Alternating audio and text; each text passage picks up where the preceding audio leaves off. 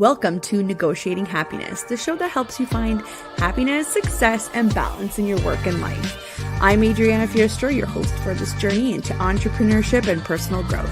We're broadcasting live on 107.7 and 105.3 FM in New Orleans as part of the United Public Radio Network. We explore the latest strategies, insights, and stories from successful entrepreneurs and experts. From managing stress to building a thriving business, we've got you covered.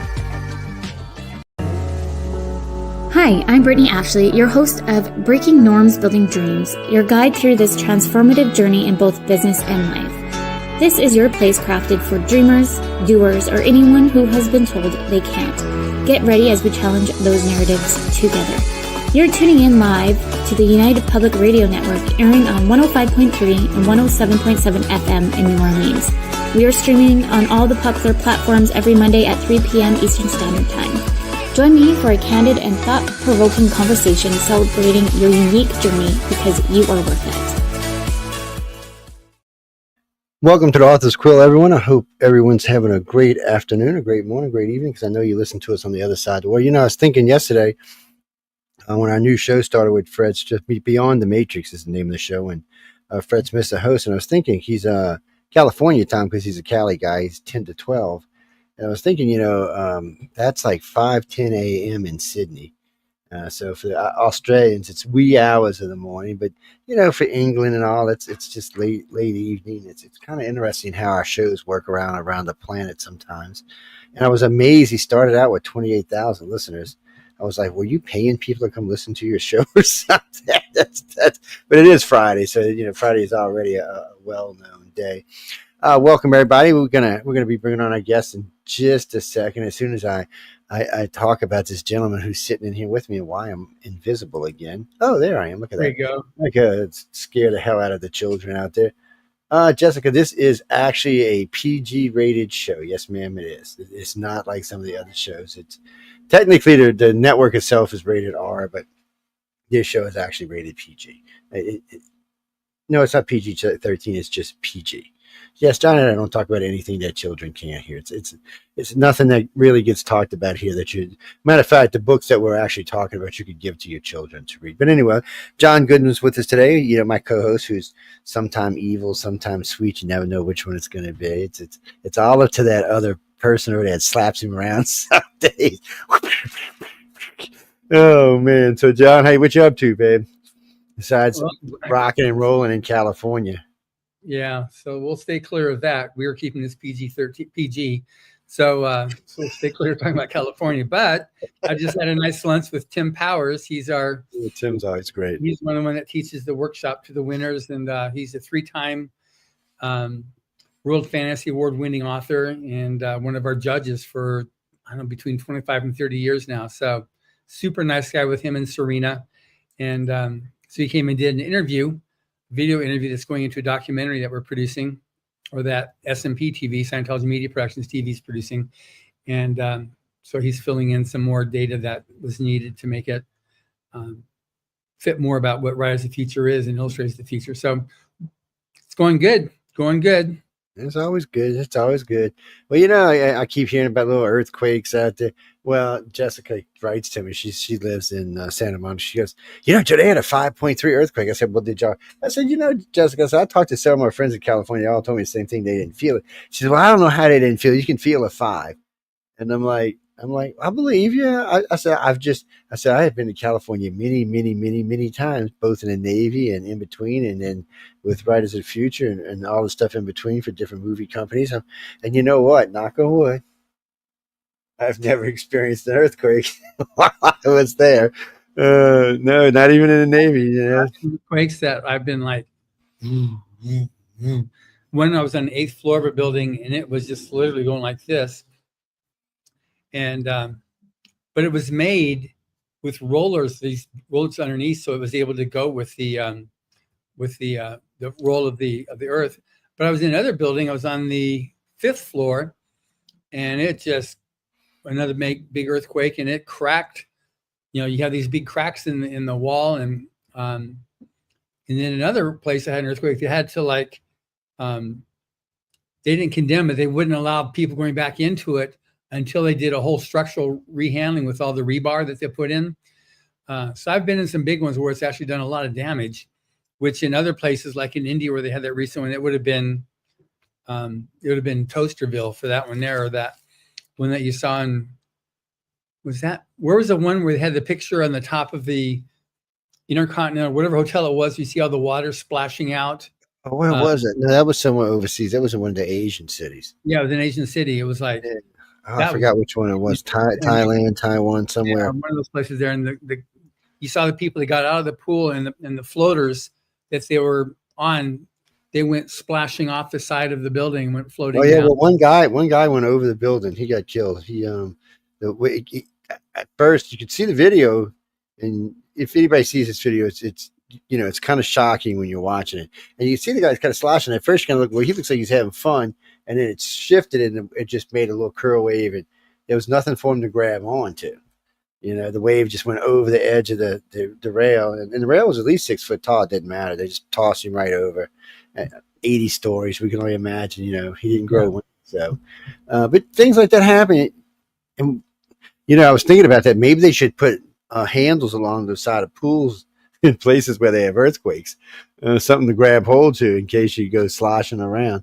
It's just kind of interesting how it happens out there. But when you get in, one thing that happens in an earthquake, though, it's very disorienting because you've got, the earth is very stable. It doesn't move. Your house, a strong structure, it doesn't move.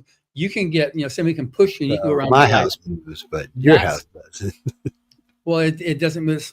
So like when we have an earthquake and everything's shaking, it's very disorienting. And some people it really freaks them out because, what's the stable point of reference that you've got? Because earth is no longer a stable point of reference. And so people will get very, very freaked out. So like, they won't even think about a handhold. They're just like in a spin. Yeah. Well, no, I can see that because the way this house is designed, I live in, if Linda has a washing machine on and it goes into spin mode, my house will do this. It'll start moving. Yeah. I mean, it actually in a well, you're on stilts. Yeah, well, I'm on stilts, yeah, but you can actually feel it shift in the wind. Like doing Zeta, the house was just kind of pushing to one side. I was like, and then when the wind would stop, you just feel the whole thing lurch back.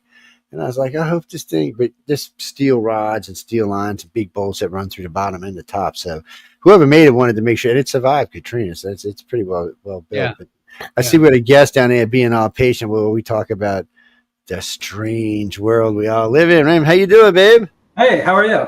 Hey, Randyn. Now we get somebody that writes about the strange world. That's right. Yeah, nice to see you guys. Good to see you, Randyn. Mm-hmm. How's Trick since you've been home? Oh yeah, no, it's been great. I think after that week in LA, everything was going at such a faster speed, and to come back home, it took some adjusting to come back to real life here. The world just kind of slows down a little bit. Exactly. It's just like this is the book that Randyn's in, and he's got right there. You see it right there. Mm-hmm. And he's got his story right here on. You know what page number you are? Page 217. No. Okay. Yeah. So page 2. You need to remember these kinds of things. This is important. All right. So he's got his story, his grand prize winning story called Ascii, right here on. So you can read that. It's the one that the judges said, okay, this is the best, and he had let's see the image that was painted for his.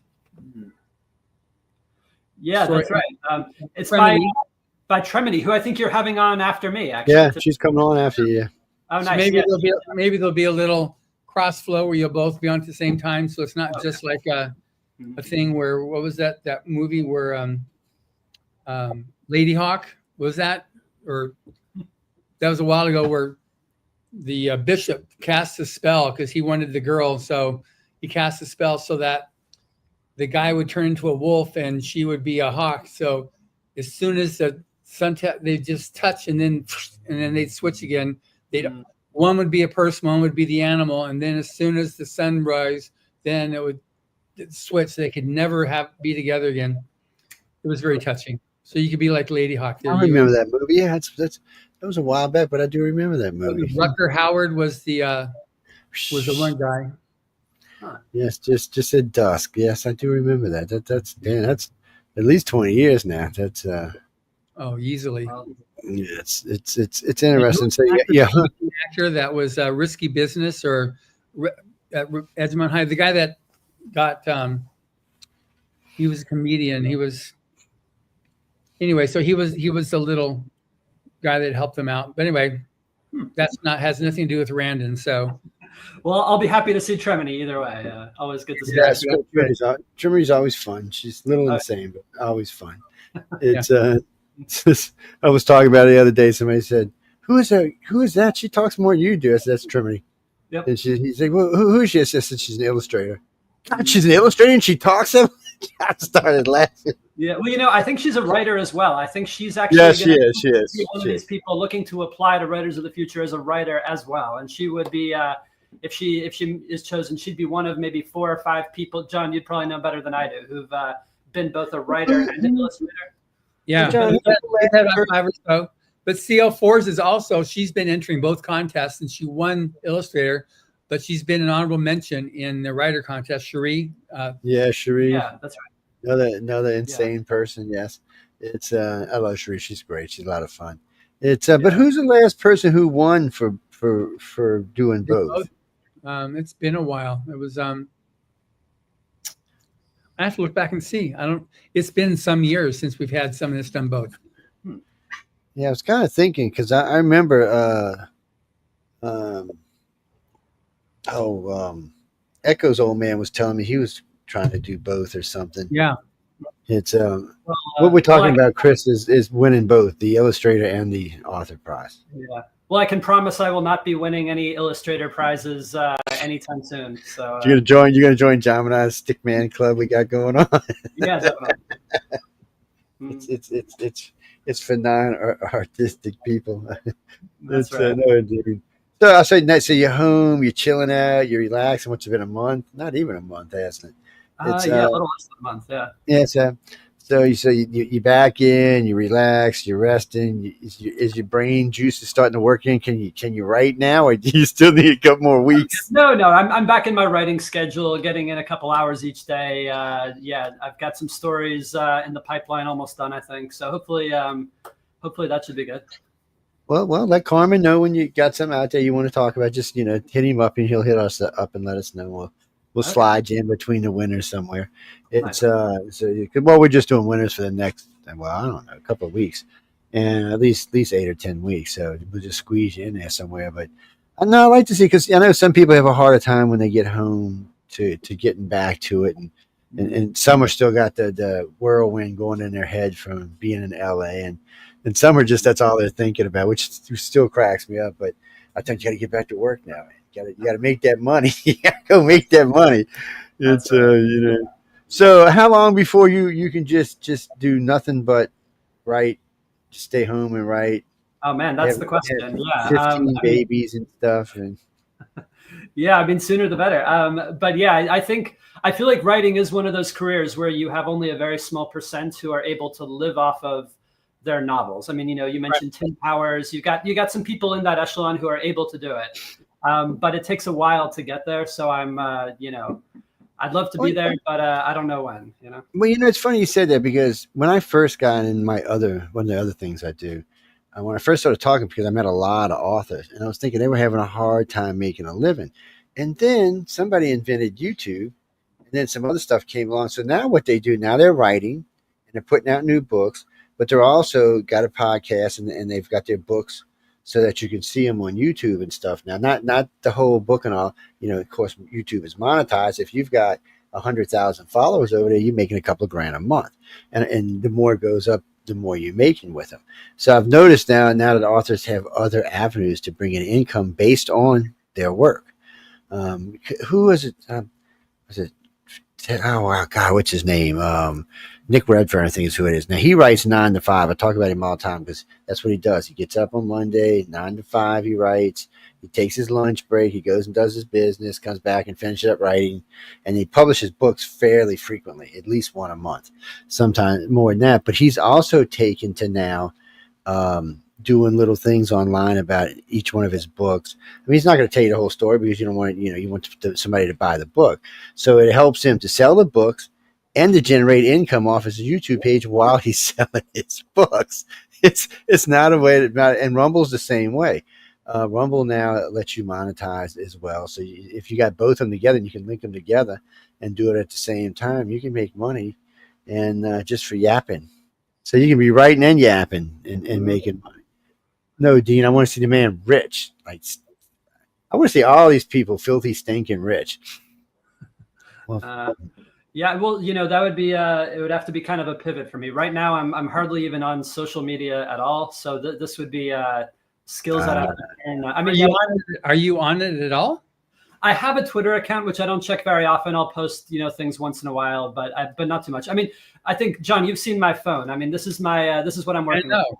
Yeah, because it hasn't been Twitter for at least a half a year. So it's been a while. That's right. I forget what it's called even. Yeah, that's right. So that's where my social media knowledge is, right? Yeah. But you think of social media in the wrong way. There's lots of ways to use social media.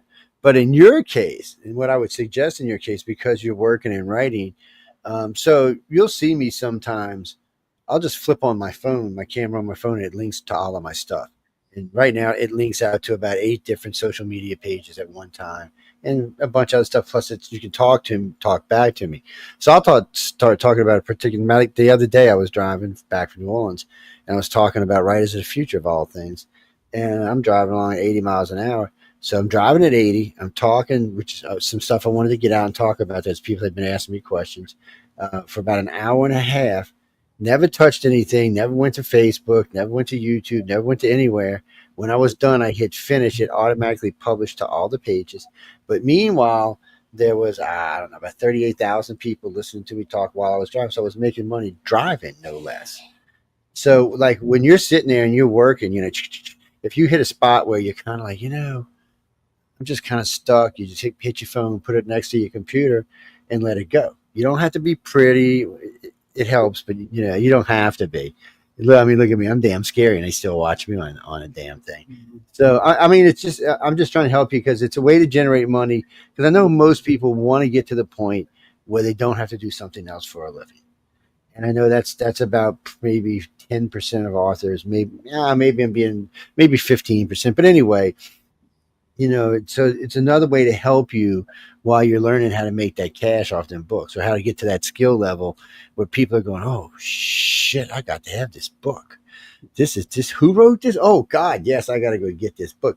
And of course, that's what we all want. I don't know why John should just write a book about writing a freaking book. He'd probably make $1 million. So anyway, good. I mean, you've also got to look at your bandwidth, which you've got the resources to deal with. But I mean, you've had so much, or could have had so much recognition on social media because you've had the print, the all the media that's been generated so far for you, and there'll be more coming, and all those things would provide people that could discover you as an author, and that's all I look at for social media. I used to run all the social pages for all of the Run Hubbard, Battlefield Earth, Mission Earth, Galaxy Press, Writers of the Future, and then my own. I have somebody else that does that now, and I just do my own page, my own Facebook page. That's all I do anymore. And it keeps people to know what's happening, what's going on. I share all the good news from the winners each year, and there's a lot more good news this year than we've had before on social media and on media that we've had. There's been so much amazing press that we've gotten. I mean, obviously, you guys are who's the interest level in being interviewed, and we're getting just rave reviews on this book. People saying this is the best one yet. Reviewers and saying thank you so much. And obviously, you won the grand prize with Ascii, and that's for me. That was the one that was very, very memorable. But it's also kind of like scariest, not horror, but on the potentialities of AI and what does it really mean. And you took it in a direction that like, wow. So what would happen? People are, because the big things out, it gets smarter and smarter and smarter that it can then do this and this and this and kind of go, all right. So you've taken it to a potentially very logical conclusion that it now seems to have a conscience in what you've written there and makes a decision that, it's justified because since AI has taken over, driving cars with driverless cars, there's only been, 6 or 8 deaths in the last decade as compared to however many thousand a year. It's like, oh, it totally justifies that whole thing there, which that's a good selling point, but then you take this other thing that it can actually make that decision that it makes in the story that you have to read in order to know what I'm talking about. But if it takes that to a bigger, that's a very small scale. That's just a car. Mm-hmm. What if it takes it now to another level of, let's play thermonuclear warfare, in that movie from 20 years ago, the War Games, Yeah. So it gets like, wow. So what is the point B of that? What does that take us on this stuff? Is that for me was like the most chilling, I won't say scary, I'll say chilling story. Yeah. Well, and I think, as AI gets better and better, there are going to be so many of these new kind of domains of human life where AI is suddenly like a big part. People are talking about AI therapists. People are doing, these AI relationships now. Some people talk about this. And, I'm sure in certain cases, maybe if you can't afford a regular therapist, an AI therapist probably maybe is good and maybe they'll get better. But I think there are questions there, and we don't want to just kind of go into this world where AI takes on more and more of the tasks that humans have traditionally done without kind of thinking about it, asking questions, and acknowledging that there's like certain kind of Black Mirror-y, like horror scenarios that could arise. And by thinking about them now, we could maybe make them less likely to happen. Which is the value of science fiction, because it can give you can take it and have a look at those things of like, is this really where you want to go? Is this, and just, you can take the stuff through and, yours, which Joe likes, he likes the near now science fiction. So yours is very much near future.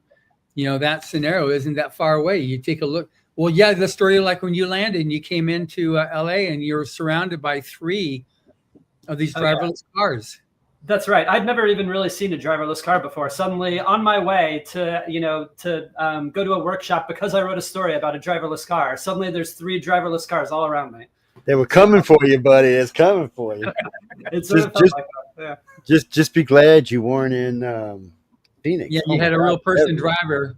Yeah, with that manuscript that you were carrying in your I've seen them in other cities, but not like Phoenix. I mean, in Phoenix, it's like every 3rd car. They're everywhere in Phoenix. I'm like, and I'm all for being safer, but you know what? There's a video posted on my thing. This is a Chinese one. It's driving along. It's a delivery thing, and right underneath it is a scooter. It's just dragging along. It has no idea the scooter's there. It's just dragging the scooter along. Had been dragging along for quite some time. Yeah, well, you got people doing that too. So that's. Yeah. I have one friend that was clipped by a driver and dragged him for half a mile or so, and he had to get his leg amputated and the whole thing. He was just dragging, he couldn't get off, and the guy wouldn't stop or slow down. So that's one of the arguments about all that is how is this going to pay out if you get in the middle of something because you can say, oh, this guy was on drugs or he was on this or he's emotional, but what do you say when an AI just goes ooey? Oh, well, was it just a mistake? So are they even going to give you anything? It's going to be a big argument when it all comes down and happens. And we still haven't, as a society, determined how much power we're going to actually give to the AIs. Or are we going to give them the ability to launch nukes? I think most of the people alive today have seen too many movies where the evil robot took and launched the nukes. I don't know if that's going to actually happen or not. But there's a lot of other things that I noticed the other day. A gentleman was using it. So they're developing how to make skulls, the whole skull, so they can do repairs on a skull. And in the old days, they had to do it. They had to design it. Now they let the AI design it. AI runs the machine. It's really good. It's almost a perfect fit every time. Whatever piece they need to put in there, it scans it. It's super technology. It's going to be really cool for a lot of things. We'll just have to wait and see where it ends up going. Yeah. Asimov's law may need to be applied here. I don't know. It seems to be. One thing that's interesting, though, too. So did you read the L. Ron Hubbard story in your book there, Randyn? The Tough Old Man, is that the one? Yeah. And the thing that, the punchline on that, because this is one of the earliest quote unquote AI stories there where, he didn't have that sixth sense that humans have. It could actually see what the five senses that could do, but it didn't have that sixth sense. Like, wait, there's something there, being able to perceive on the other side of the wall that you won't be able to see. May say, well, with infrared, you can see stuff. Okay, well, if it's got a bear and you still can't see it, but that extra sense that a human has that it won't have. And that was an interesting, point of contention to that. Yeah. That an AI is human. Yeah, well, I mean, I think that's when I talk to people about AI, I think this is one of the big debates that I get into. And I feel like I might actually be in a minority position, and you two might disagree with me on this, but I sort of have the point of view that the human brain is not necessarily magic. It's like hugely sophisticated, hugely complicated. There's 100 billion neurons that are connected in all these crazy ways. But at the end of the day, it's just molecules. And many people, they do think there's something more. But I think that all the like amazing, crazy stuff that humans are capable of stems out of just this amazing complexity. And if that's true, if I'm right about that, that means that an AI down the road, 10 years from now, 20 years from now, could be capable of all the things humans are capable of. And that includes, having an intuition about, are there people hiding over there, or what are people thinking? Literally anything that we can do. I sort of think maybe AI could do at least as well as us, and potentially better. And if that's correct, that has sort of big implications for the future of humanity, the future of AI, and how they'll interact. Yeah, there's maybe a little test you can do, or just do the math on it, working out, how many neurons there are, or molecules, having to break it down. Yeah. And how many memories they can hold. This is a thing that earlier on at GW, George Washington University, that Hubbard had done when he went to college there. And it's been done multiple times since then. How many neurons and molecules? So based upon that, how many memories could be stored in each one of those things there, and take that and then do the math on it and see, okay, so based upon the number of experiences and being able to remember stuff and calculate and stuff like that, how much could that actually account for? And it wasn't able to come close to the lifetime of a person. So there's that part of, just looking at the math. I got what you're saying there. Then you can get into, well, that's why people lose their memories when they're young. Well, I mean, I can remember pretty good, all the way back to being a baby myself. But it's, that's another factor on it as well. How much, because there's been various other theories up too, like, you got the matrix, or you've got the holes that in there, and all those different things that how stuff would work. So there's that factor too of simple math of how many memories and activities that can be remembered in a brain. Like you've got the Twilight Zone stuff where you had those super smart people with their huge brains in the background, so they're smart. Well, there's this new technology that I'm still kind of just learning about myself, but it's called biocomputing, which is where they actually take neurons, like the same neurons we have in our brains, and they put them in a petri dish. And they grow a whole lot of these neurons, these actual human brain neurons, but they don't belong to any person. They're in this petri dish, and they can actually like hook them up to computers, and then like the neurons sitting there in this dish can like play Pong, for instance. They've actually done this experiment. So I don't know where this is going to fall on this AI versus human debate. So all this is leading to one place. So first off, in the mid 90s, a gentleman decided he took a microchip, put it in his brain to see if he could record memories. And after 6 months, it recorded the memories, which everybody was astonished by. Everybody was like, wow. And of course, you know that Elon has the biochip, the chips that allows you to run things without touching them. You know, so he's got it to where you can, like, if you got an artificial leg now, you'll be able to use it just through thought. Same thing with arms and hands and stuff like that. But you'll also be able to run your computer just by looking at it or just by thinking about it. You won't have to. Matter of fact, they're already doing it. He's already has people running his computer. So it's very advanced technology, but all of this is designed to emulate and copy the human brain. And there's a couple of reasons why. We know we have very limited lifespan. In the grand scheme of the cosmos, we live not even a grain of sand. So if there is a way to completely copy the human brain, and it just depends on whether you think there's consciousness or not, or soul or not, I guess that comes into a different argument. But if you know that you can completely copy it and then take that copy and download it onto a clean host body, then you have that individual again. Then you've got Mickey. Yeah, well, then that individual, then your life just continues because it's still just you. That was Mickey 7 was made into the movie Mickey 17 that came out a couple months ago. Yeah, where they did that. They copied the brain and everything like that so they could then re-output. They could, through a... Well, something Bowen's been working on for 2.5 decades now. They want to have a way, so they figured that they needed a way. So, like, let's say, I guess we'll have to use Trump because he's president. So let's say that he's in charge of the world, he's doing everything, and right in the middle of something. So if something was to kill him, like when he got shot at, his consciousness would instantly be downloaded and upgraded to wherever it was, and then that consciousness would be laid onto a new body, and then he would come right back to office.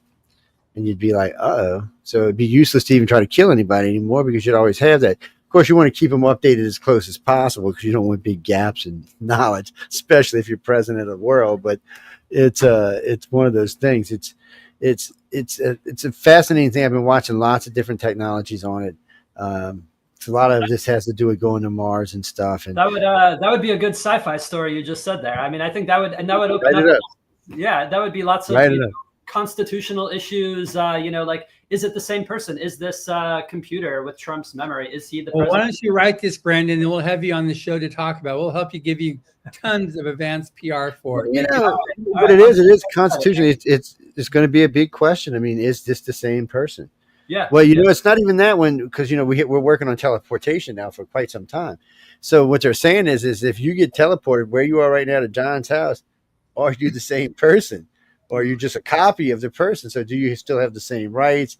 It's going to get sticky for a while. And sooner or later, somebody will have to say, okay, it is the same person because that's what this is designed to do. So you're saying, like, if I get teleported, but it's different molecules that they make me out of, like, different atoms, but they're combined in the same order. Is that what you mean? Well, yeah. So no. So let's say they're just, you're sitting in your house and you want to go eat in London. Okay, so you walk to the teleport, they teleport you to London, you have dinner, you get back and teleport, you come back home. But every time they do that, you're broke down all the way down to the base molecules, you're transported across time and space, and then redone on the other side. Now, it's supposed to be the same molecules because those are the ones sent. Is it or isn't it? That's going to be a big argument in itself. And then after that, it's going to be an argument, is it the same person? But then it gets worse. Because when you start talking about, okay, we're going to start sending people, instead of having spacecrafts, we're going to start using teleports to send people to nearby planets. Well, when they reconstitute on a new world, it's not going to be the same base molecules. And you also know whatever molecules are being sent are going to be exposed to a lot of things along the way. So it's going to be interesting science. I don't know if I'll be around to see it, but it's going to be fun for whoever's around. I do think about that sometimes. But one other thing I heard I thought was interesting is just in the normal course of a human life, you actually, your body cycles out the molecules in your body so that every 7 years, every single molecule pretty much is different than it was before. Yeah. So are you the same person that you were 7 years ago? You can get into all sorts of philosophical questions there. It's going to be interesting because people are going to bring it down to consciousness versus soul versus just a copy of whatever's in your brain. Which is why you read Randyn Bartholomew's Ascii in this year's Writers and Illustrators Volume 41. Read it now. Go buy it. Yes. Don't read it. Go buy it and then read it. In case somebody's got a copy of it somewhere.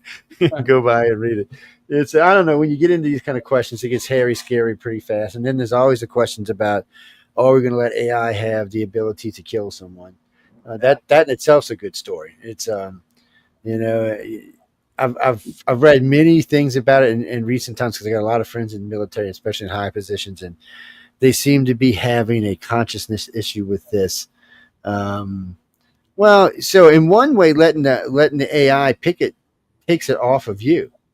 So like Obama, one of the things Obama and Michelle had a problem with, and they both brought this up, is that, after all that time, he had, a lot of there was accidental deaths of babies and women in some of those bombings. He wasn't intending to do it. It's just shit that happened. But it's on his consciousness. He has to live with that.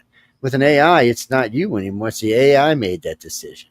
You may have made the decision and send it over there, but after that, the AI makes a decision. So I don't know. And then the other thing is, that's a wimp answer there. Yeah, and what happens if somebody learns how to hack them bitches? Exactly. Oh man, that's where my thing there is you got the hacking, and then you also got the whole thing of EMPs. So how you you can shield things. So I probably shouldn't even bring this up, but I got flagged for this once while I was not too long ago. So in the Navy, on all of our jets, all of the electronics have EMP shielding on them. So you can bolt. You know why? Because they're always scared they're going to fly through a nuclear waste and it's going to kill the jets. So now they have EMP shield. All the electronics have EMP shield, and since everything's fly by wire now, it's not flown by hydraulics; it's flown by wire. It's a whole different kind of setup. Everything's protected. So you can light off an EMP and they'll just keep on trucking. Same thing with the aircraft carrier. You light it off, it'll be like, so what? They'll just keep on. You'll be like, oh no, what did I just do? But it makes sense. It's a natural progression. But I actually did about 10 years ago, maybe 12 years ago. Aren't protected from EMP, like in the one. What was the books that Clinton wrote with? It was a thriller that came out a couple of years ago. It was.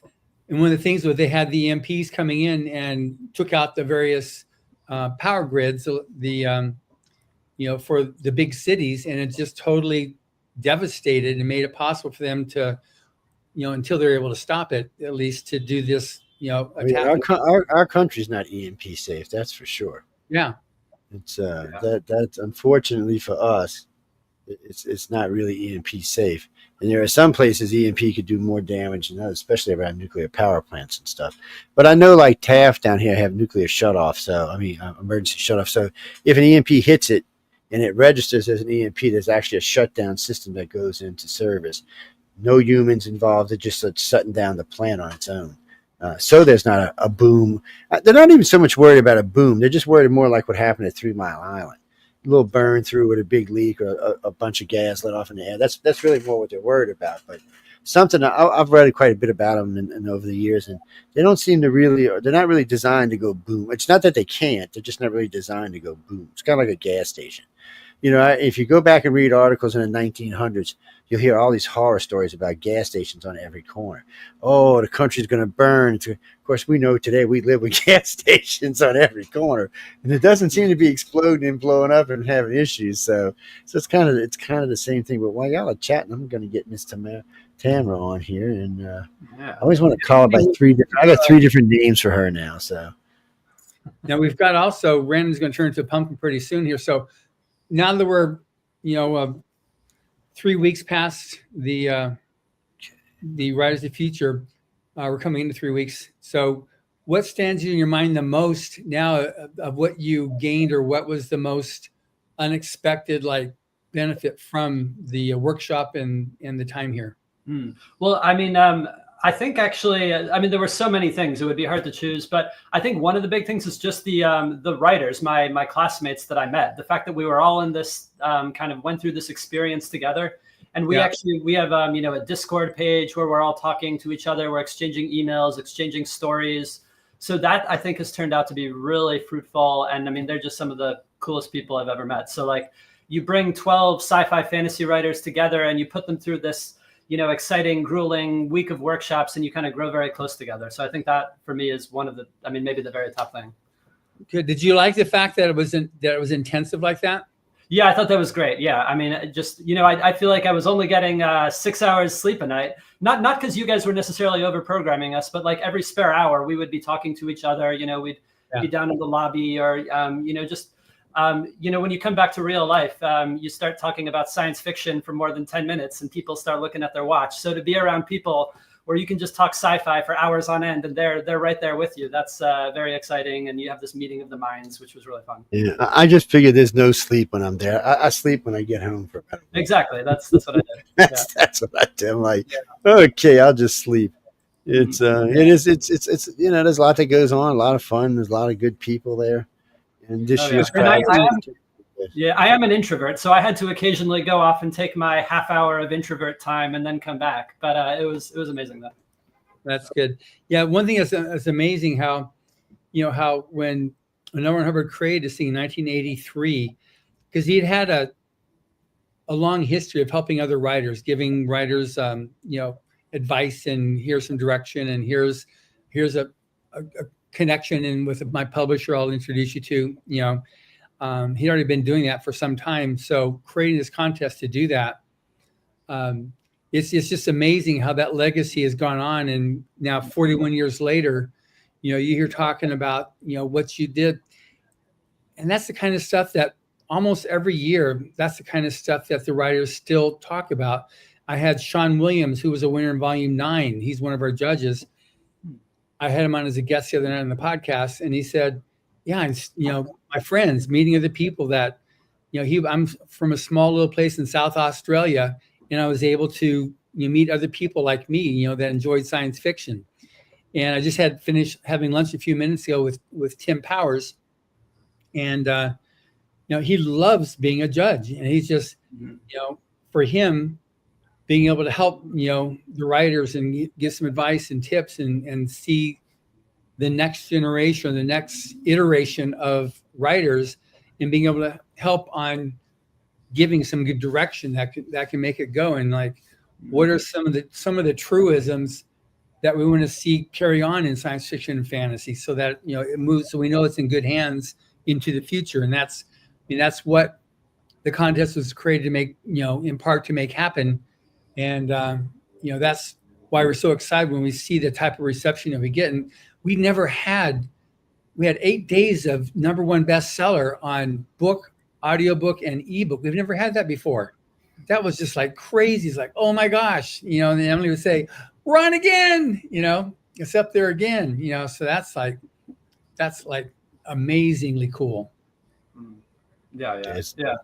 I know that guy, Sean Williams. He's the one who had the story in this book based on the cover. Oh yeah, I actually love that story. I haven't met him, but yeah, we talked about that, and he was a winner. And when he came out to America, we flew him out, and it was the first time he was here, and it was just like, wow, it was so big and so many things, and same stuff he said then is still being said now, like seeing all the stars on the Walk of Fame, and still remembering the essays, that many years ago, still remembering the essays that he studied. That still means so much to him now as an author, and so you look at stuff now and you go like, okay, yes, this was pretty good. But then as you become a more established author, some of these essays will have even more significance to you.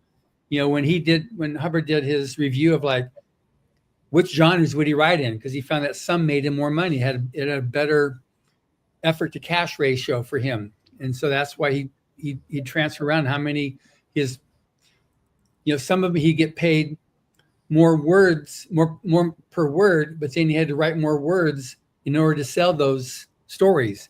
Whereas the other one, so he did all the math on this stuff to work it out, and then how the search for research. How that still holds true for so many of the writers. Yeah. Even though it was written in the 40s, that still applies like 80 plus years later. Mm-hmm. Oh yeah. I remember, and I feel like there's a lot of writers who are, L. Ron Hubbard being one of them, who are able to also write really, really fast. Like Kevin J. Anderson, who we met at the workshops, he's also got this really prolific output, writing somewhere between 100 and 200 books. And I wish I could write at that speed. I'm trying to get my speed up to be inspired by that. But then you have these other writers, one of my favorite sci-fi writers, Ted Chiang. I know he writes very slowly. So you have some who write fast and some who write slow. And I'm trying to get more towards that fast end of the spectrum there. But that, I guess, is something. Yeah. Well, Kevin said he tried to emulate Hubbard when he first started, because I've been working with him since the beginning of his career. And he said, yeah, I was trying to emulate Hubbard. And Dean Wesley Smith is another one who said, yeah, he's also a high production author. And he said, yeah, I wanted to be able to emulate what Hubbard could do. Because some of the magazines that you would see if you go to in that book that I gave you on Ron the Writer, that spread the open. Some of those magazine covers, he had 3 stories in it under 3 different names. Yeah. You know, because he was. I mean, you used to take 100,000 words a month, 3 hours, 3 days a week, 3 hours a day.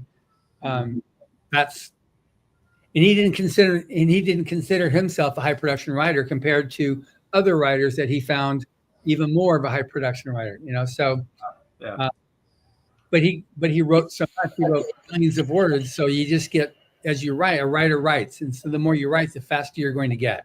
Yeah. So the way to get faster is to write more, you know, and that's just, you know, Kevin, he writes a lot, and then he worked out, so he does his dictating. So he does his hiking and combines his hikes and dictating, and then he's got an assistant that transcribes. I've heard that. Yeah. And then his wife and he will both do the editing and cleaning it up and then publish it from there. So no, it's you know, that's part of the thing that's really good about the workshop. And with all of our judges, everybody's got their own, you know, 2 cents worth to put in there. That's right. Hey, Tremini. Hey, Tremini. How are you? We snuck her in. Always. Yeah. So it's a thing that, you know, so Rob Sawyer writes a certain way. He does a lot of research. He does mega research and homework. You got, you know, Tim Powers does a lot of research, and he's very meticulous at working out his storylines, how he does that. He's, you know, so these all have their different ways. And you talked about Kevin Anderson. I just mentioned, you know, Steve Sterling, you know, he's also a different style of writing. They all have different things that's their strengths. And they say, well, this is what you got to do. And sometimes when you see the judges go up and they'll argue with each other about what to do and what not to do, is also a fun thing too, because then you can pick what you want to use for yourself. Okay, this works with me with how I view my science fiction or my fantasy, and I'll go along like that. You know, so it's that's one of the things that's really good about science fiction as well, about these workshops, is that you don't have, okay, this is the way you write a book. No, it's like, these are all your options. You were here because you've already proven you can write a story. Now we're giving you some more, you know, advanced classes on how to make it as an author. So I still want that book. Yeah, I want that book. Yes. No books. It's I suckered you into that. They're pretty good there. Okay, good. It's I don't know. I don't know none of these people, ladies and gentlemen. I'm just here. I'm just hosting. They told me to come host. Yeah. So now you're home, young lady. You're all happy and comfortable. And I am home. I have set up my art studio. I even made it prettier than it used to be. I'm happy. Like I just said that. It used to be just, you know, that whole here's the garage with the paint spattered all over and now I'm like, I've got houseplants next to my painting. Hey, gotta be serious now. I mean, people know who you are. They're like, we know you. We know who you are. There's painting. Which, John, I seriously, I need to know who to give a hard time to for who put my painting next to that awesome cover art. Now, Tremini. Your painting went next. Well, when I saw there was the cover reveal and I saw that painting and I went, oh, because I know that you do the art on the interior and the front like that, and I was like, oh, whoever they put next to that cover is gonna. I mean, dang, that's hard competition. And then I opened the book and I'm like, oh, look at it. Okay. If you talking about opening the book, so let's open the book. We turn table contents from one page to the next, and so we got Under False Colors, inspired by Craig Elliott's Creature of the Storm. There's the next story. Now the next story after that is called Ascii, illustrated by Randyn Sutcliffe. Okay, so let's go in here, look at the sequence. There's False Creature of the Storm, and there's Ascii. Wow, I wonder how that. I know, but I still got to give someone a hard time because I was like, dang.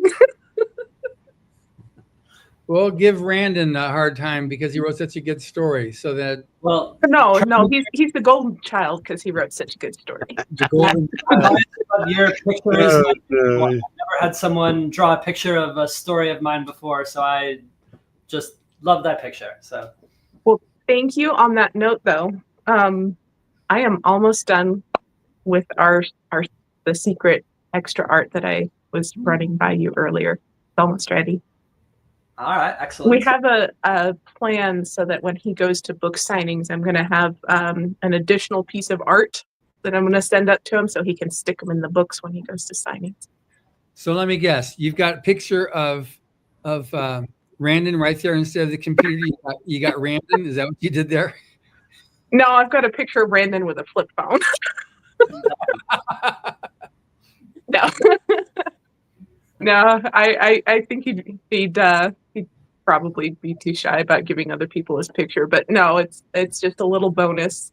I think that's fun when I'm going and getting stuff signed by authors because of how much I read. Getting that book signed, getting whatever. I don't know. It's the geek in me coming out, being like, you need to have something else to hand out here, man. Nice. So, you in the middle of another book right now, or a short story, or anything that you're? Oh, actually, no. I'll forget that question. The other one is, I sent around an email to all the authors to submit your story to other contests. Yeah. I am planning to do that. Yeah. So I know on the Discord, a lot of us are talking which ones to submit to. So yeah, we'll be doing that. Yeah, but at some point, somebody needs to let me know as well, because I track that stuff. Okay. And then also, once you're done with all the dust settling, I want to do this and this, and I can just say, okay, don't forget this and this and this. These are other things you can submit to. So that's a factor as well. So somebody let me know what you're submitting to. Yeah, sure. I'll do that. Good. Now for you, Lady Tremini. Yes. So you're going to be going to Dragon Con. I am. I'm going to be doing a couple other things sooner than that, though.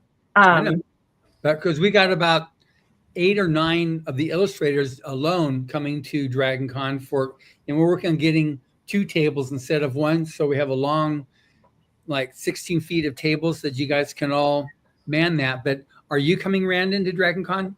I would like to. I'm 50-50 right now, but I'll know in the next couple of weeks. I'll let you know. I would love to go. Okay, good. Yeah. Because Emily's putting together, because we want the more of you, the better. And then we're also organizing separately, which she didn't put on to the last chat because she didn't know how to do it. We're also going to organize a winter dinner. It's each person pays for themselves, but we're going to have a dinner. We'll work out a restaurant because I do a dinner with the judges, but do a separate now. We'll do a dinner with the winners. And then any past winners who are there too, we'll put the word out that they can all join us as well for dinner at one of the restaurants. That will organize that for Dragon Con. It's pretty fun. It's a really cool convention. It's a real fun time. Joe's been there before. I hope you'll be able to make it again this year. Oh yeah, I plan on coming this year. Yeah. Good. I do have a question for it. How many of my originals can I bring? You can bring. It's. If we have 8 people there, you're going to have then that much space to be able to show your stuff. So that will be, maybe you'll be able to put behind you a couple, and then in front of you can put one, but people can flip through them. We'll have to work that out as we get closer to see how we're going to deal with that. Okay. With people bringing with that many artists. What's that? I said because with that many artists, that's going to be a full booth. Yeah, and we've got at Dragon Con, there's also I think about 5 other past winners who also have their own booths at Dragon Con in the art show. Right. So you'll see them as well. And so we'll be inviting them as well to the dinner. But yeah, we've got several from past years that have a booth there in the art show. So John, if I were to do just 1 or 2 major conferences this year, would you say Dragon Con should be top of the list? I think it would be Dragon Con and FanX Salt Lake, because again, at FanX, we have half the booth dedicated just writers of the future winners and illustrators of the future winners. So you'll have a space there to sign, and so we just like I said, I just had lunch with. Yeah, if you're an author, you want to be at FanX. That's for sure. So if you're an author, you want to be at FanX. Yeah, we sell more books at FanX. You want to be anywhere in Utah, actually, because they just buy books in Utah. It's It's You ought a to great. come out for LTUE too. Yeah, Tremedy runs the art show there, so that's pretty cool. We got this coming year. Orson Scott Card is going to be coming to LTUE. Nice. That'll be the first time he's been there in decades. So that'll be good. Yeah, we had great. Josh Main, he's the chair of this coming year's LTUE, and then the following year's chair was also there as well. So that was good. I was able to connect them up with a lot of our judges so they can get some really good, big name authors in science fiction and fantasy to come out there as guests and guests of honor. But I would suggest Dragon Con and Panic Salt Lake are the two. You can write to Emily for more specifics on it, but we can get you pro badges at both of them. Okay, great. Yeah. Nice. Which makes So I unfortunately have to get going. This has been it's been so fun talking with you. Tremedy, I'm glad we got to connect at least a little here for 5 minutes. Ships passing in the night, but great seeing all of you. I've come up with I finished the schedule for those writing nights and everything though, so I'll give you more info on that. Okay, excellent. Yeah, send me that. That sounds good. Great. Thanks. Good seeing you again, Randyn. All right, nice. Take care of them 15 alien babies now. All right. All right. Bye. Bye. What's that, Carol? No, he's got 15 little green babies running around. I don't know, little alien babies. It's just one of those things. Boom! There we go. I helped. I had to give him a helping hand there. It's getting kicked. You get kicked out. So, Jeremy, you good? You home? You happy? You feeling good? I'm you home. rested? I'm fed up. I already started 6 more paintings. Damn. So I'm revising my portfolio. I'm launching a new portfolio and sales site on the 10th. That's cool. Kind of, planning on. Was that something that helped you when you on the portfolio review on how to put together portfolios and stuff? Was that? Honestly, that was one of the most helpful things for me personally, because I'd never had my work looked at and gotten feedback from that caliber of artists that really knew what they were talking about. Yeah. Especially because I was pretty much self-taught, Yeah. So getting that feedback was so invaluable. I've already gone back and revised about half of my current paintings. I'm finishing up another 3, and then I started 6 new paintings, basically working on expanding the portfolio. Right now I have a lot of fantasy art. I'm doing sci-fi next, some horror. After that, I don't know. Blame Tom Wood. Who made that stuff look good. I was like, oh yeah, that could be fun. we blame Tom for everything. So. Yeah. But we'll blame Tom. He gets blamed for everything anyway. I told him that last time I seen him. I said, whatever it is, I'm blaming you, Tom. He's like, well, I said, yeah, whatever it is, you're getting blamed for. He's like, yeah. I said, wait till I see Emily. I'm telling her. He's like, telling her what? I said, I don't know, but I'm blaming you for it. He's just like, no, but what he did with those clowns, it just, that was cool looking, and it was inspirational. So, are you familiar with that work, that the Frazetta Molly Hatchet cover art? Were you familiar with that before he talked about it? Mm-mm. No, I had not seen that. I had about a year ago, a couple people come up to me and say, "Oh, your work looks kind of like what's that guy's name? Oh, he was really famous, Frazetta." And I was like, "Oh, thank you." They're like, "Do you know who I'm talking about?" And me at that time, I was like, yeah. But I was like, "Oh, but thank you," So then I went and started looking up his artwork, and I was like, "Holy crap, that is a compliment." Yeah, he's like he created a whole different style in fantasy art. Anyways, y'all, let you carry on. I'll be back in about 3 minutes. I need to quickly go off and something. No, go ahead. Take care of it. I was. Oh wait, let me find back where I was. Oh, there you are. I had to come find you. I was like 4 pages away. I was we got new websites, new shows, all kind of new fun stuff. We added since last time I talked to you. I think we added 4 new shows to the network. So no, 3. Oh wow. Yeah. So, and one of the guys I was hanging out with, Fred Smith, when I was down, and he's got a Beyond the Matrix ex-Marine. Matter of fact, next weekend he'll be lecturing at the UN.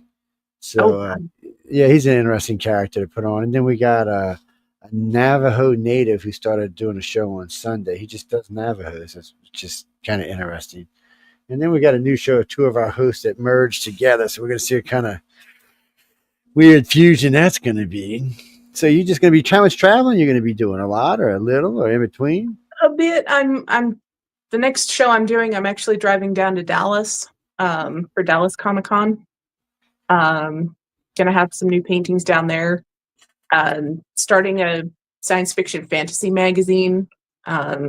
New portfolio work. Oh gosh, what else was I doing?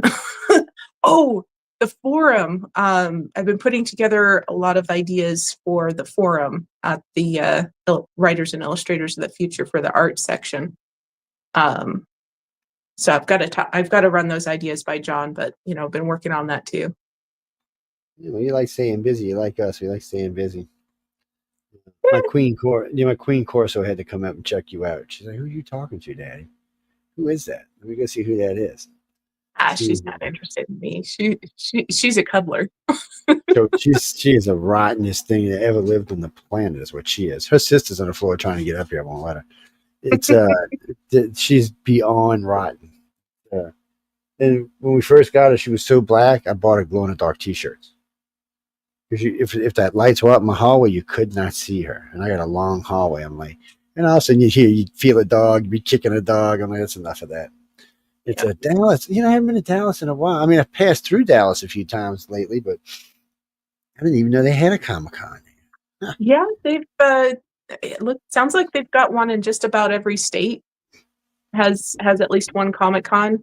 But I've got a brother down in Dallas, and some childhood friends and everything. So reason go down and visit the family, and it's one of the reasons I go to Atlanta. My sister lives up there. I go to say hi to her.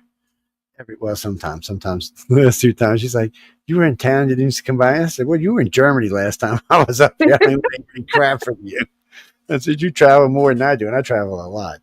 I mean, I try to get out as much as I can, but you just never know what's going on with who. And it's FanX was a lot of fun, but FanX is really, I mean, if you're an author, you definitely want to be there. Even though there's a lot of artwork there. FanX was a bit different last year from how it was prior years. There were a lot more really, really high caliber artists. Like last year when I went in there and I was seeing the art that people had up, I went, "Oh crap, I'm not selling anything. How did I get in here?" Well, it's good they got some people in there, get people to come in and look. It's that's the other thing that you got to kind of know what you're after when you go into these things. Mm-hmm. Because they're so big.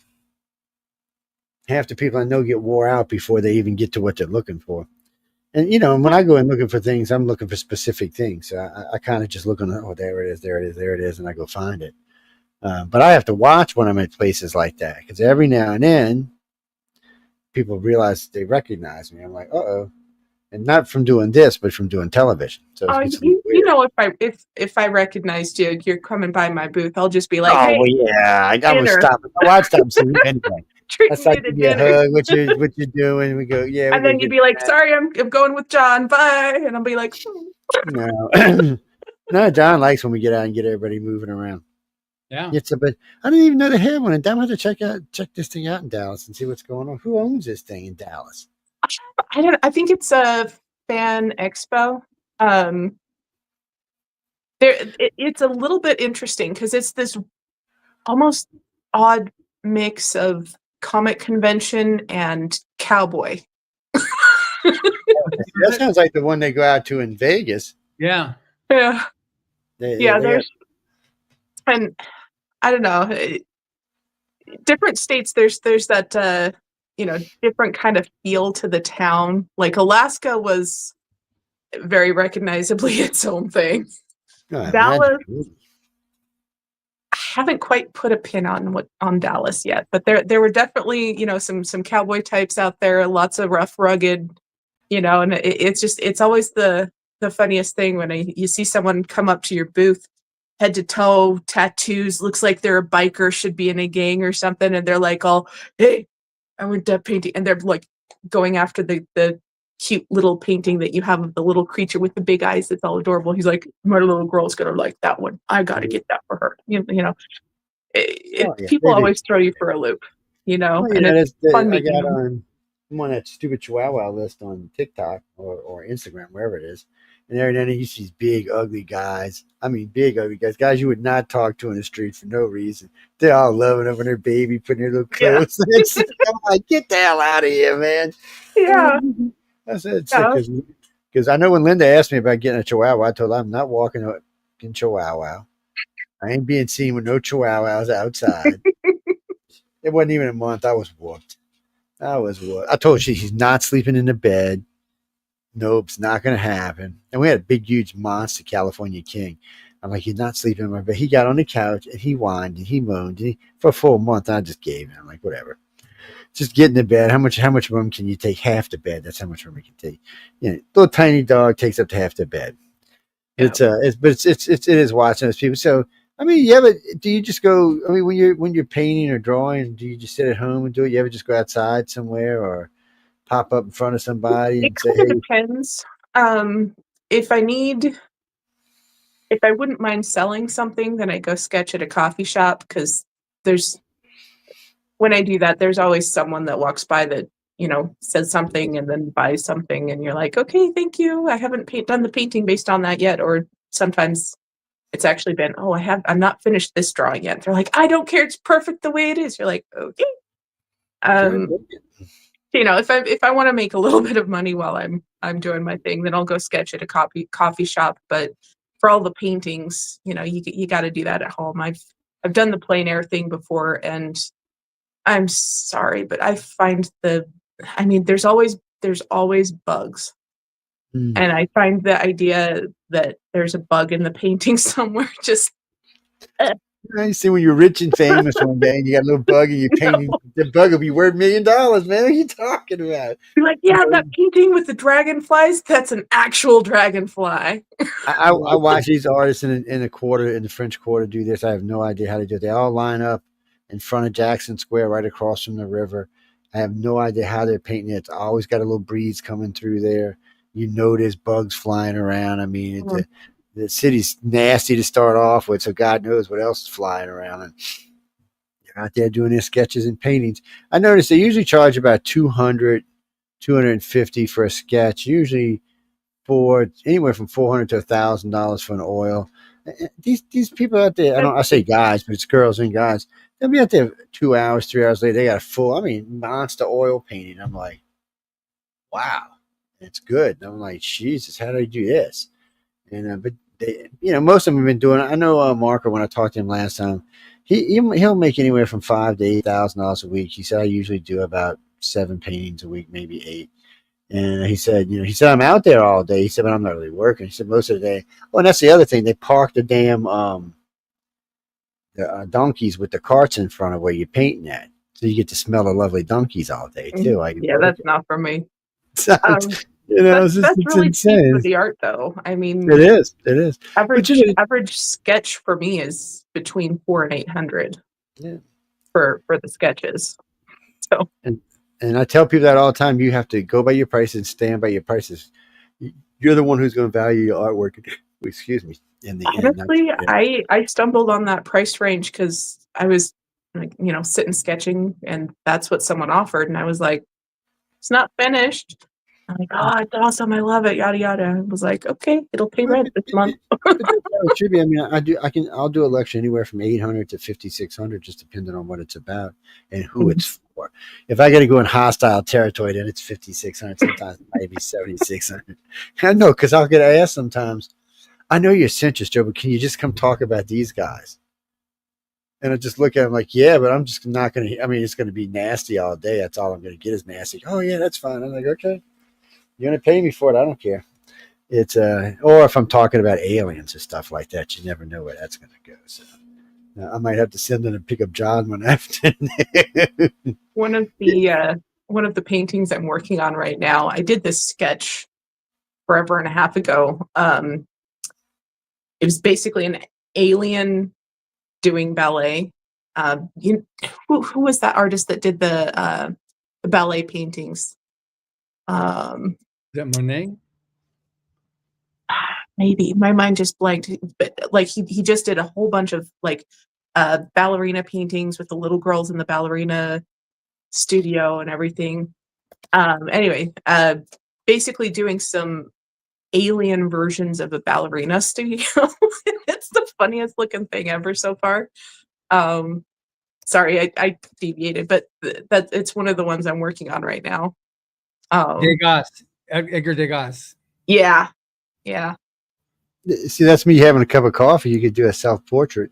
Man, if I stick that alien in the background on one of those, sitting there having a cup of coffee with the other doing ballerina stuff, I don't know. That's gonna change the feel of it. That's gonna change just a little bit. Just a little bit. What's that? Well, you know, it's like when you see some of the great classics from like 1500, 1600. You know, you'll be looking at all these religious classics, and you'll look up in a corner, and there'll be a little spaceship with a little guy or a little alien in it on one corner, or the other on a couple of the really expensive ones, one on each side. And in the beginning, nobody even paid attention to them. They just, oh, it's just art. And then people started realizing it was cropping up in a lot of mid-century paintings. Somebody said, means something. I said, well, maybe it does, but none of us know what the hell it means. It just does. It does look cool. I mean, you had Jesus and her mom sitting there. You know, he's sitting on her lap, or actually laying on her lap because he's just brand new. So Mary's holding him. And then there's an alien spacecraft on each corner of the picture. Who the hell put that there? Because, you know, when you look back in time, more than 300 years ago, there was nothing flying in the sky. So anytime you see in anything in ancient artwork, or you hear any stories about things flying around, you have to take it much more serious, because today it could be anything. Back then, it's very limited to what it could be. Maybe a condor or something. It was very limited. So it's always fun to see that kind of stuff. So what is your favorite? I know you and I had talked about this before, but I'm sure some of the audience haven't. So, I mean, what is your favorite thing to draw? If somebody said, okay, we want you just, whatever makes you happy, what are you going to draw? I mean, the thing that's going to bring a smile, not necessarily something that's going to make money, but the thing that's going to really bring a smile to your face. Creature drawings are always the funnest, you know, because I came from that portraiture background. And every time you're drawing a portrait, you're doing someone's grandma, someone's, you know, wife, husband, you know, whoever it is. It's so exacting, and you have to have it perfect, right? So if something's just a smidge off, it's like, okay, we got to fix it. We can't have grandma looking constipated, right? Fix it. But that might be more realistic. Fantasy art, if something looks a little bit off, you go, okay, that's starting to look a little weird. Let's make it weirder. But when it comes to specifically the creature and character design, that's just pure exploration. That's ideas. That's ideation. And for me, when I'm drawing, that's all I draw for, is just to come up with the ideas. Yeah. But that's not the only thing that I like. That's just what I like drawing for. I really like doing the full-on paintings with the landscape and the background and the whole everything. But that all comes once you've come up with the cool idea where you look at it and you're like, where did that come from? I don't know, but it's cool. Let's do it. Right. If it makes you happy to draw it, I mean, that's the way it should be. Yeah, so drawing is the fun brainstorming part. You know, it's the part you get to play with. Now, I was asking Randyn, but I'll ask you too then. Now we're about 3 weeks later after the workshop. So what stands in your mind now as the most impactful or the most significant of the workshop week and that whole time you were here? Honestly, my mind, I'm still making notes and implementing things that I've learned from the classes themselves. Yeah. But the first thing that I did was start working on revising my portfolio. You know, because when I originally built that, I was looking at it as, okay, I'm gonna do some cool looking art in a genre that might get me hired, but if I don't, then I'm gonna do art that I know will sell. But there is a bit of a difference between a portfolio that looks like an illustration portfolio and looks like you really know what you're doing for illustration versus one where this looks more like painterly fine art. Mm-hmm. And so far, mine was a bit more, even though the subject matter was science fiction fantasy, the layout and everything, it was gearing more towards a fine art thing because that was what was selling. So I'm just implementing that change, and I've already got 2 book illustration gigs lined up. Good. Oh, that's great. So From any of your guys or somebody else? Well, there was one person that I met at the gala who was an author that told me an idea that I'm kind of sketching out, and we'll see how that goes. But it's 2 other people that when I revised my portfolio and kind of fixed the layout on some of the pieces, they saw it and they were like, "Oh yeah, that looks like what I want for my cover." So it was people that I already knew, but they'd seen my artwork before. Got it. But they hadn't asked to hire me until they could actually see what it's going to look like on a cover. So that's different. It's just packaging the presenting Who the was this artwork person? correctly. There was some person at this gala that brought their own cheering squad. And who the hell was this? That was CL. That was Cherie. Oh, Shree's back there with a big old thing. Oh my God! Yeah, so she lives nearby there, so she had her family and friends, and so she had 2 tables. So that was good. Yeah. And then everybody had the Alaskan Banshee as their cheerleader. I didn't want anyone else to get jealous. It took 3 days after everything was over, after I got home. It took 3 days for it to kick in, but I did lose my voice. Yeah. It's an easy thing to About do. a week after that, I was like, "Hi, what can I help you with?" Yeah. That's always fun to us. But it was a good crowd. I had a lot of fun with everybody. It was a very, very busy group, very extroverted group, which was really nice. Because usually the illustrators, for the most part, are very inverted. At least most of them, not all of them, but at least most of them. Yeah. Which I find good. I'm that way too, but everyone there was so nice. And there are places where you go, like when you go to a convention. I had never gone to a convention until I was 24 years old. But when I went there, and everyone there liked the same books, they liked the art, they liked everything that I liked. It was a room full of other versions of me, except they were better cosplayers. So there was just this level of comfort there. So it was the same thing there because everyone was so nice and everyone enjoyed the same things. There were never those awkward moments where you're talking to someone and you're like, "Oh yeah, this book," and they're like, "What's that?" You mention a book, everyone knows what that book was, and it's a great conversation. So just everyone there was nice. So I'm gonna blame the extroverted aspect that got drawn out of us illustrators on both of you guys and everyone else that was there. Well, when we got to talk to y'all ahead of time, it was nice, and I did notice that when we were talking, everybody was very friendly. So, I was telling John early on, I was telling Carmen too early on. I said, "Well, this ought to be a really good group." I said, "Everybody seems to be getting along real well. Everybody was going out of their way to talk to each other." We started doing the advanced interviews not this year but last year, and it seemed to help a little bit last year, but it really seemed to make a difference this year. Everybody just started talking to each other while we were on air. They were just chatting, which was really nice to see. So I knew when they got there in front of each other, it was going to be way easier. It was nice to see them. Yeah, and, a difference there. I got a lot of good information, a lot of good chats in, a lot of good conversations in. Now,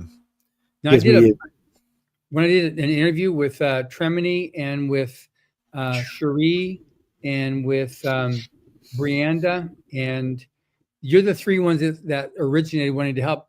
We've got the forum, the Rise of Future forum, which has primarily been used by writers, but they originated wanting to help kickstart and get the Illustrator forum into a higher place. So while we're on here and we're listening, we have the 2.5 million people listening to us right now. We have if you go to writersoffuture.com and click on the forum, the Writers of Future forum, there's a couple forums for the Illustrators of Future that I'd like you to join if you're an illustrator, if you're an artist, because we got Tremini and Brianda and Cherie, who all 3 have limited schedules, but together they've got a schedule. that we can help, work with you and give you some direction and tips to help them. They originally wanted to help pay forward. So anything you'd like to say, Tremini, now that I'm just totally put you on the spot here, and now no, you did. It's perfect to bring it up, actually, because when you sent me that email about some ideas for it, I immediately thought about, okay, well, I've been coming up with the panels for LTUE for 3 years now for the art track, and helping with that, and it's really helped me kind of dial in on getting the feedback from other artists about what they actually are needing help with. What are we lacking as far as what we're getting from other sources? What is going to be the most impactful for helping us? Right. So I actually sat down, and I'm almost finished, but I planned out some content, not just to have more forums open up and more spaces for conversation, but for regular posts for education and helping artists. I planned out content for the next year. Good. Oh, that's great. So, I just wanted to run it by you, but basically, I was thinking that we could also do like a pro tips and, advice posting in the forums on a regular basis, and, as well as, get feedback and everything, and just really use that as a platform to help each other. Yeah, and we can also do AMAs. I've had Larry did one once a couple of years ago, Larry Elmore, and Echo's definitely, she's done it a couple of times. So we can do on the actual forum itself. I mean, it's text. People are typing in questions and they're typing in their answers. But we can do once we build it up and get a bit more established, we can use the AMA to help even build it up more to get people to come in there and join the other authors or the other artists to actually help grow the forum, because we have a lot of writers that participate, but getting more illustrators, and once people start doing it, the more we'll want to be able to be like you and Cherie and Brianda. We'll have other people as well that will want to join and help as well to make it a resource for illustrators. That what do I do now? I'm not really sure, and is this any good? And because a lot of times people will, they'll put up their art on social media, and that's just, they're setting themselves up for somebody coming in and just chopping him down, making the belittling, disparaging comments. And you're going to be with people that aren't like that. They won't do that. Because if you make a bad comment on the forum, you're given a warning. If you do it again, you're expelled and you're not allowed on the forum ever again. God, I guess I'd be banned for life. Yeah, you don't even bother joining, Joe. I'd be banned. I'd be like, Joe would probably... We're going to also be doing like a live paint nights and recording those so people can follow along, because a lot of learning how to do art is actually seeing how other people are doing it, seeing the process and everything. It's funny you said that. We can turn those into some step-by-step work in progress, some tutorials, get those posted up as well. But Joe, you're more than welcome for the live recordings if you want. Yeah, I can be good. It's funny. I used to go to one of those. What was it? It's wine and painting. So they have wine and paint night. Yeah. Yeah. So it's these. Well, all over Metairie in New Orleans. They got them all over the place. You go in and you bring your wine with you. Or they have wine there, and you drink and you learn how to paint. And I was thinking, at least you think you're learning about painting. Yes, I don't know what the hell you actually really learned about. But I was about to say the wine really helps with those. Yeah, right. It helps with you not having no damn talent. That's as nicely as I can put it. But yeah, that's one aspect of it. But any time that I've been part of a community or a forum or anything, it all boils down to what is the attitude that the people that are running it are maintaining. And the entire attitude behind this is, let's just help people learn art. Let's try and help them develop their skill set, develop their career. And it's a very encouraging environment. So, it's going to be maintained. And as far as feedback, if it's a lot easier to do that as a conversation, so if someone needs help with something specifically, they can post the picture, and I mean, I wouldn't mind doing a quick little video recording of giving some advice and then or having a conversation with them about You it. know, we do. It's not just moderating, but if someone really wants help, they can always reach out. We do these on a couple of different subjects. We do these 10 and 15-minute short clips. It's just they're little short things with a lot of information on them. That's all they are. They're really just quick clips that people can listen to for the different things that they're looking. Yeah, we've been doing them for a couple of decades now. And, on what? On every subject matter you can think of. It started out for iCards, what it started out for originally. And but since then, people send me questions about all kind of stuff. So I'm like, okay, I'm not the oracle, but I'll see what I can answer. And then other of our directors and even some of our hosts now will put up a little clip on something they may think is pertinent. Because, we have a lot of paranormal and sci-fi stuff on the network, but we also have we have 4 shows on how to get your life together and lead a better life. Matter of fact, that's what one of the things Ford Smith's going to be talking about on how to have a better life. How to get your stuff together and how to and these are all people who are successful. I've always had a rule about if you're going to come tell me how to have a better life, you better have a better one than I have. That's all I got to say. Because if your life isn't better, it's like telling me how to raise a kid and you don't have any kids. I'm like, oh, wait a minute. I've got an issue with that right off the bat. Yeah. But I used to love to sit. There's a couple places in the quarter. They don't do it as much as they used to. But you will see professional artists sitting on a corner, painting the building and the stuff around it, what's going on. One of those, they love to paint the old Smith shop. It's a bar now, but I think it's 330-year-old building in the quarter, and people love to paint it. And you'll see sometimes 4, 5, 6 artists out there at certain times of the day sitting there painting this particular landmark. Or you'll see them out on Desire painting the streetcars. There's a lot of stuff to paint in New Orleans because it's an old city. So there's a lot of weird old stuff down there, and then there's a lot of strange people who just say different. There you go. That's There's a lot of character. Yeah, see, that's even better. A lot of character, and so that's good. It's interesting. So you do see a lot of artists down there, and every now and then I will see someone. I was not down there just a couple of months ago, and there was a gentleman sitting, and he was doing one of the fest. And he's just sitting there writing. I said, "What are you writing?" He said, "Well, I was sitting here watching a chef fest, and I was eating until I was about to pop, and then a book popped into my head, so I just started writing." And he said, "I've been here for 5 hours now, writing nonstop." I'm like, "Hey, if it works, it works." Whatever gets your juices a flowing makes a difference. I mean, and if you can help people, even better. It's one of the things I do like about most of the artists I've met in the city. If you ask them a question, they will actually take the time to answer you. It's rare. There's one old guy who owns a shop, a gallery. It's about 240 years old. He's a little on the cranky side. I think he might be a vampire or something because he's a little cranky. But and he don't like the sunlight, which makes me think even more he might be a vampire. But you ask him a question, he's like, I'm like, whoa, calm down. I just was asking, how much you want for that picture? I'm like, never mind, you don't want to sell it.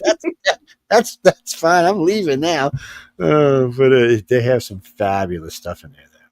It's a great city to wander around in because there's little museums, but there's little art galleries just tucked in here and tucked in there. You'll find 2 or 3 on every street. When you're in the old quarter, they're just there. God knows who's working. You can find every now and then you'll stumble across something. I have on a couple of occasions. Stumble across some really good buys, we'll say, and because people just didn't know what they had. And as people buy the galleries and take them from other people, they're buying the stock, but a lot of that stuff they're probably not even familiar with. They probably don't even know why the last curator was keeping what he was keeping or she was keeping. It's so you never know what you're going to get. It's a very interesting place to hang out. But I especially if people are doing oil, I will sit there and be quiet and watch them for hours. It's people tell me, oh, it's like watching paint dry. I said, well, it is watching paint dry. I said, but it depends on the stage of the painting, though. I mean, that's true too. When you get into the minute details, yeah, that can be a little bit slower when they start that rendering. But there are stages in that painting process where you go from blank canvas to, oh my gosh, the person is there. And I don't want to say this publicly, but I'm going to anyway. And probably the guy who turned me on to watching oils being painted, God, I don't want to say this, was Bob Ross. Mr. I paint with. Did you see I don't even use a brush. Advertisement where he was wearing the Bob Ross wig and like doing the different paintings? Oh, Did you guys ever seen that? seen that? Oh, I did. goodness. Yeah, they were. I think they were advertising Deadpool 2, and they did it was one of the advertisements for it, and they had Deadpool in the full head to toe, Yeah. whatever, and he put on the Bob Ross wig. He's like, he's a happy little painting. Oh crap! Because all of a sudden there was like this guy dying with blood spurting everywhere, and this Bob Ross painting up there, and he's like, I don't know, must fix it. I don't know. No, I remember I seeing will that. I say, did. as an artist, that was funny. I mean, it was, because I remember sitting there as a kid going, wow, how do you make a painting in a half hour? And not even with a brush. I'm like, wait a minute, this guy's not even using a brush. And both my aunts are talented artists. And what kills me is three of my Brian showed us how to do it really in 10 seconds. That was the limit that he gave us in the workshop with yeah. He had us go up there and he's like, okay, this is how you do a painting. You have 10 seconds. Go. No shit. You're like, oh. Ooh, okay, 10 seconds. Jeez, a painting. Well, it kind of goes back to the minimalist style. If you go back to looking at Japanese water brush painting, they would practice each brush stroke to the point where they could sit down and, one brush stroke and they've got this whole thing object painted, three brush strokes and you have the bamboo shoot and the flower. I have watched guys put pinstripes on cars like that. No hand-free paint pinstripe. I'm like, I was stunned. Well, there's a trick to that too, because what they're doing, if you look at the way they're holding their brush, they're actually resting their another finger on the car and using the edge that's on the car to guide the straight line. They're basically just using the line on the car as a ruler. I watch them do all the fancy little curls and stuff, man. I was like, get out of here. Well, I watched a guy try to do it with tape one time with that pinstripe tape. That shit was funny. But this guy with the brush, he was like, I mean, he did we had a RAV4. Actually, I bought it. He had done all the work on it. That's how I ended up meeting the guy. I was like, damn, because I wanted something done on my truck.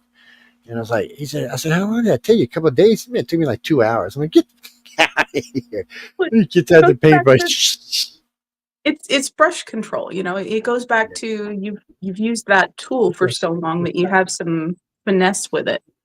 There's a thing I do with painting hair in watercolor. They can take a month to write their first story, but then once you write, then you can do a 24-hour story. Exactly. You're a lot faster now than we were when you first started. Oh yeah. Well, I can take a 2.5-inch slant brush and cut down a ball all day long, man, and not get anything on anything. Don't ask me to draw some. It's not gonna. Right.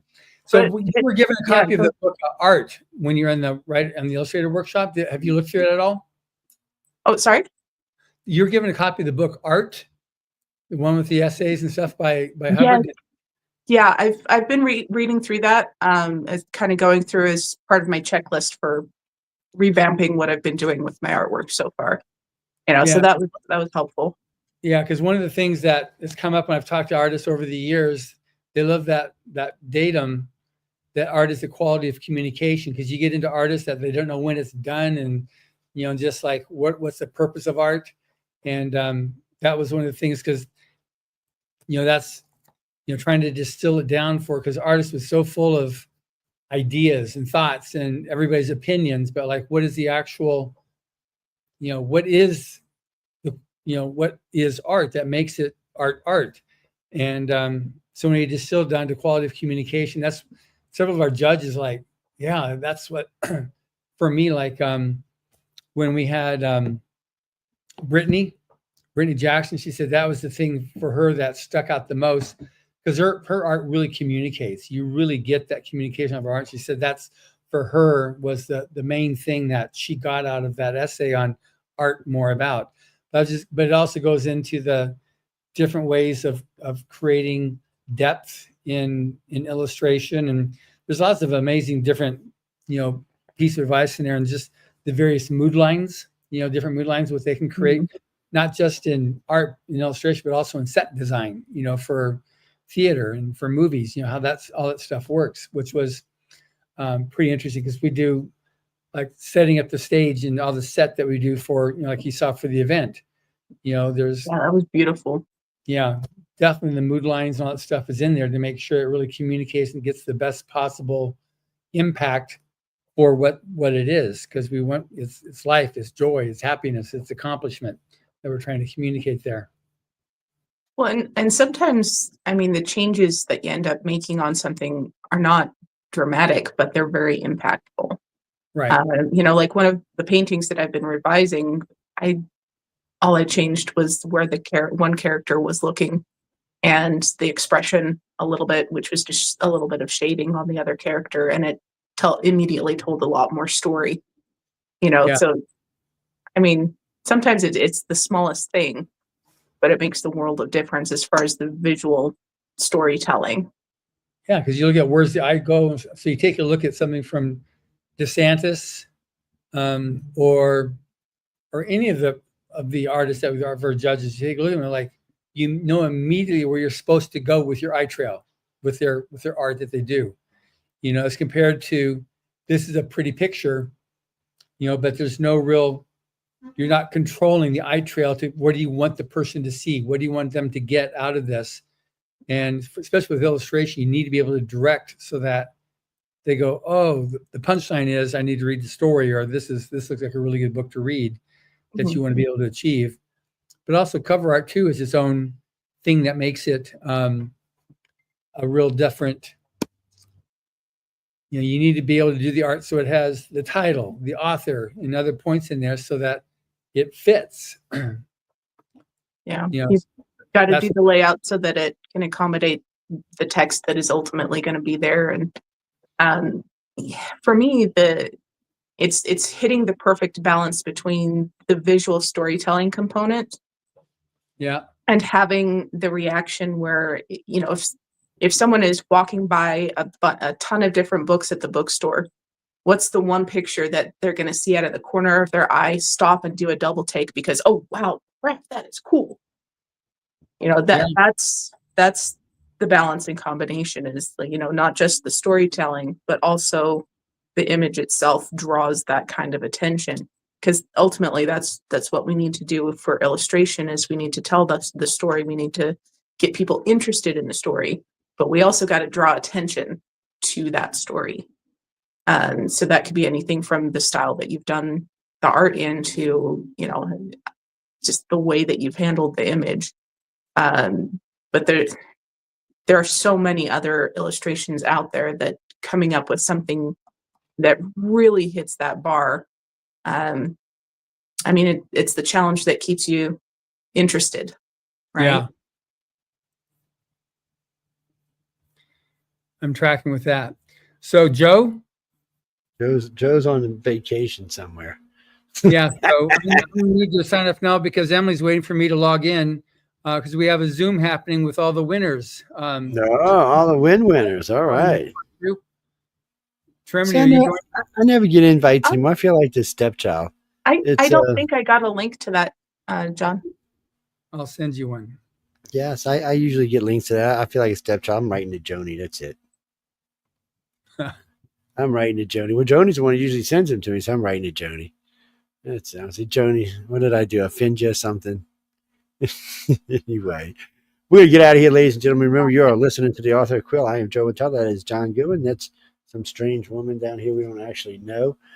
We met her some couple of weeks ago. I don't know. She just showed up and was like, hello. And we're like, who the hell are you? Yeah, I sat across from you and wouldn't shut up. Actually, you were a lot of fun to talk to. I actually enjoyed. It was a lot of good conversation down there. I really enjoyed myself this year. It's anytime I get to talk that much with the winners is always a good thing. And what was nice is usually I go and I attend a lot of the classes so I can get more time with y'all, but I didn't have to this year. This year it seemed like I was always talking with either one of the judges or one of the winners, so it worked out really well. But you got any websites you want to give out? Tell them where they can find you or anything like that before we get out of here? Well, my new website, it's going to have the same domain name as the current one, www.decisivearts.com. Right now, it's just my portfolio site, but everything's getting updated on the 10th. Okay, y'all got that? Go check it out. I'm going to have to send her a short domain name. It's if you notice, all my domain names are short. Well, I've learned something from being in business a long time. I used to have these long ones like this and like UFO Paranormal Radio Network. It's great. You remember it, but it's just long. Well, So I it's figured UPRN. decisive art Okay, somebody log off here because easier than my name. everybody on the other show can hear me talking to you right now. Get out of here, boss, so you don't get in trouble. I'm going to send you a link, Tremini, so you can then join this other Zoom that's starting right now that Emily's doing. Okay, thanks, Joe. Send me the numbers, please. Thank you. All right, babe. Be good. Okay, great. Thanks. It's